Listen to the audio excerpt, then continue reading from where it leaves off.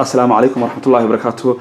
waxaan wali duubanaa barnaamijkii ciidoon ka duubanay magaalada Bristol imika waxaan la kulmay Sultan Cabdiraxmaan oo isagu degan magaalada Bristol iyo aqoon-yahan Shaafici oo isna magaalada Bristol degan ku soo dhawaada barnaamijkii ciida marka ugu horeysa Sultan aadaan kugu horeysay Sultan Cabdiraxmaan oo barnaamijkii ciida laba kalmado adoo soo koobay maxaad oran doontaa sidii Bristol looga ciiday. السلام عليكم ورحمة الله وبركاته.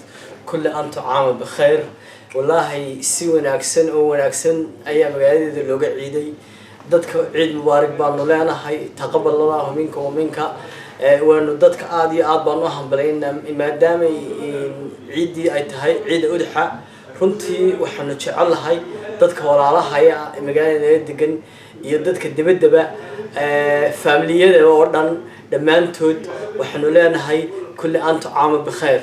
Assalaamu alaykum warahmatullahi wabarakatuh. iyo saxbi xaraga oo saaxiibkaya iyo saxbi Faisal labadaba waxa leeyahay ciid mubaarak dhalinyaro. Assalaamu alaykum warahmatullahi wabarakatuh.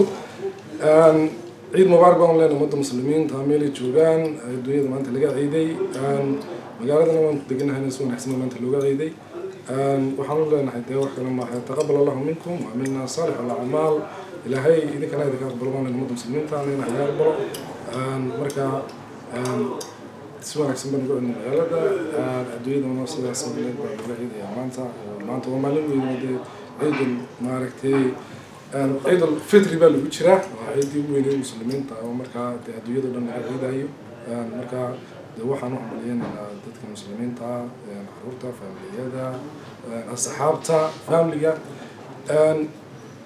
حاولنا تقبل الله منكم ومنا صالح الأعمال والسلام عليكم ورحمة الله تعالى وبركاته.